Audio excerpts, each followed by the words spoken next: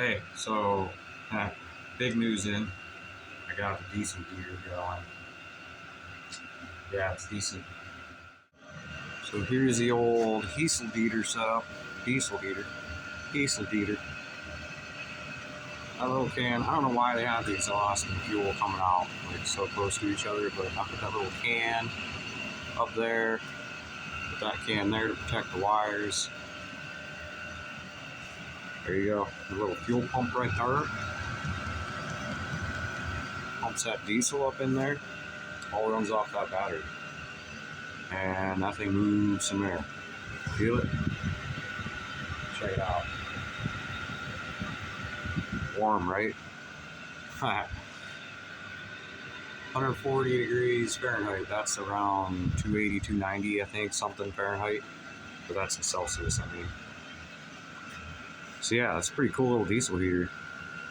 Doesn't get it hot in here like the wood burner did, but it does a pretty awesome job. This little battery, that'll run it for about 4 or 5 hours on a full charge. It just died, so I switched to this battery. This one will run it for like 2 days because I did it this weekend. So that's my square body battery though, so I don't want to totally destroy it. So big news. Them tires, they be junk. They look nice, tready wise. They clean up nice. They're not dry rotted. They're 13 years old. And one's got broken belts, and one goes flat a lot. And I never noticed how terrible the ride quality was till I went back to these. But it's funny because I was compensating so much for those tires being screwed. I was compensating so much in my alignment that this tire used to point inward quite a bit. So now I'm just trying to line it back up straight because now it pulls to the right real hard. But rides so much nicer, these little 31s. It don't look bad either. I think I'm going to stick with the 31. Gives me feels like I put 10 horsepower in it. Going from a 33 on a steel wheel to a 31 on an aluminum wheel. Skills me.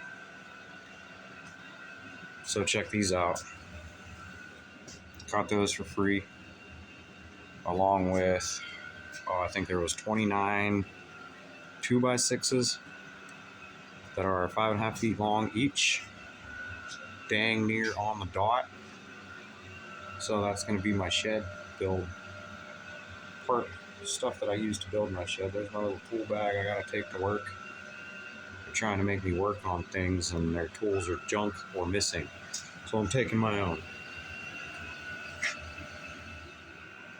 And this thing here, I think something's wrong with it. It doesn't seem to function correctly. Because check this out. See how that bubbles right there? Check this out. Whoop. Whoop. Yeah, I don't know. That thing's old though. So it might not be working right. I beat it up 2 of these tires yesterday. I already had 2 on speed, but I didn't film it because I was lazy. I didn't really feel like it, you know. Hey, Offset. Meow. So wood burner should be going.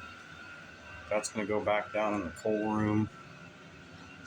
That motor is going to be getting rebuilt here very soon for George's truck because his is knocking hard. Sounds like a diesel. So sorry for the noise, but I'm not turning the diesel heater off because it's cold in here. So, had some coffee. Was thinking, trying to put some kind of video out just to try to stay consistent, Anyways, my plan's coming up. Probably start building that shed here in the next couple weeks. Or at least the walls I'm gonna build in here. Trying to shoot for like 12 by 18 maybe. 10 by 12. Who knows? We'll see what I come up with. But it's gonna get 4 wheelers out of here. It's gonna open up a lot of room here. This is a pretty decent sized garage, but right now it's just jam. You know, it's jam packed.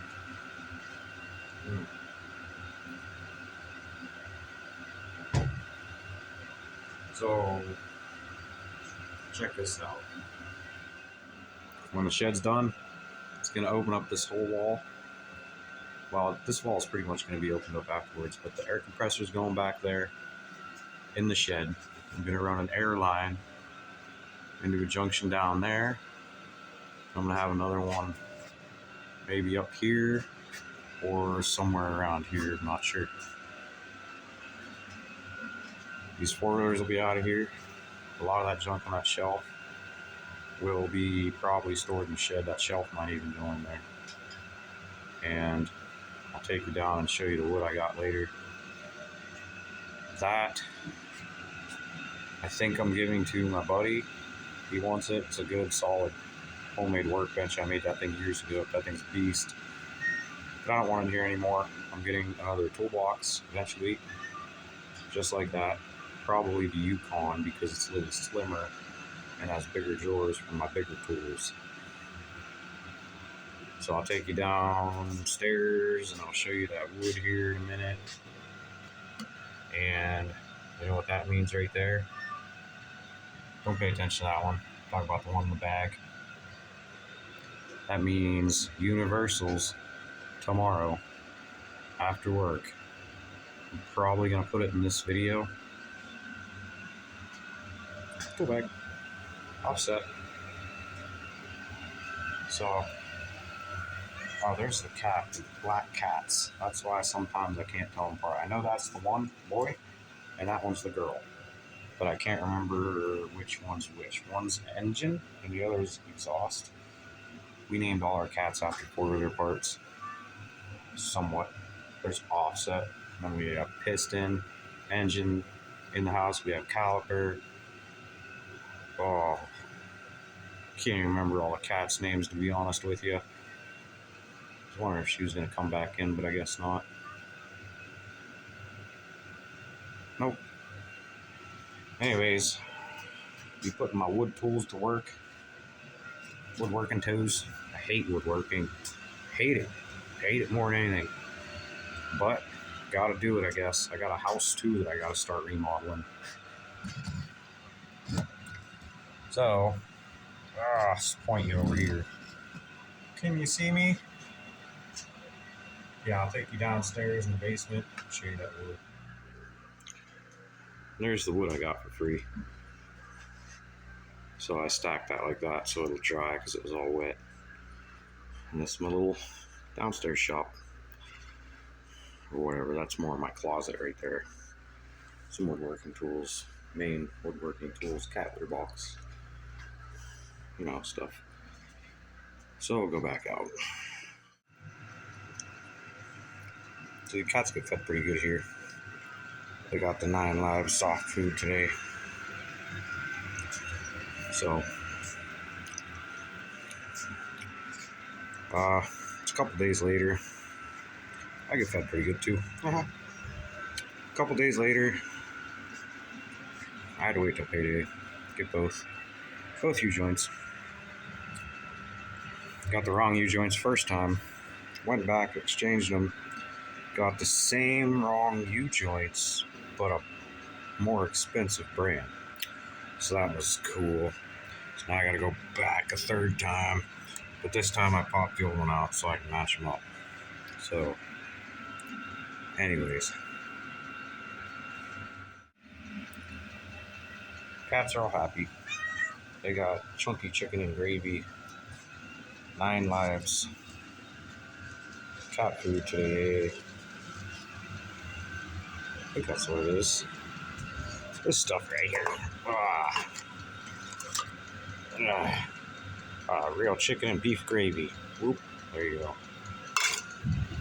So, spoil them a little bit here and there. It's a couple days later. George was here earlier. And we already melted the plastic. These U-joints are the stock from 1995. So we melted the plastic out using 2 torches. And we already got all the U-joints out. and George left at about 10:30, and it is now 12:30-ish. So, show you how to pop this last one out, how we did it with ball joint press. Works really good. So, we'll get to that in a second. Diesel heater is going nice and strong, around 182 degrees Celsius, which is who knows how many degrees Fahrenheit, 350 over that, I think.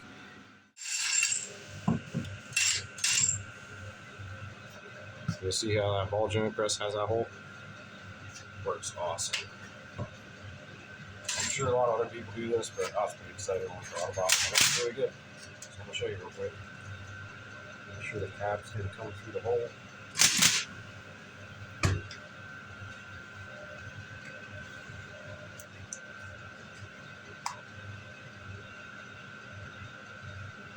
Should be good to start.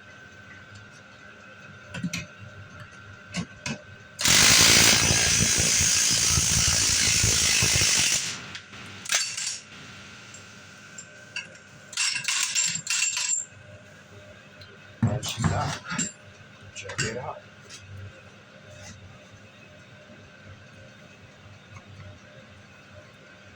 This side is pounded back in real quick. Oh, where's that? Supposed to be an O-ring in here. Mine is missing.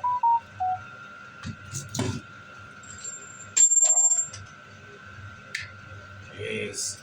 Hold on. I don't know where that one. We'll just throw this piece back in there.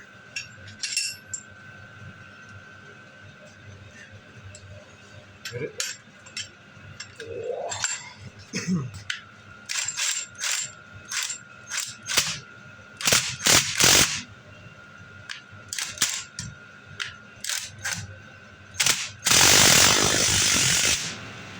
Done.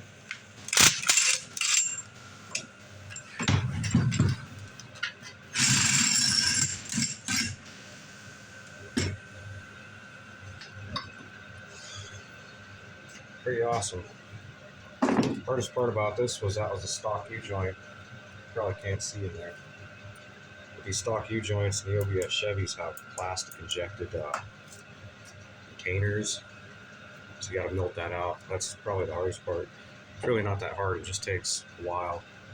If you don't have acetylene torches, it just takes a while with 2 yellow bottles. You'll get it though. Yeah, ball joint press works really good. So that's cool. Better than paying somebody to do it. And if you don't have a press, it sucks pounding them out. Sometimes they don't want to come out. Very easy. So, hey, ball joint press, U-joint press.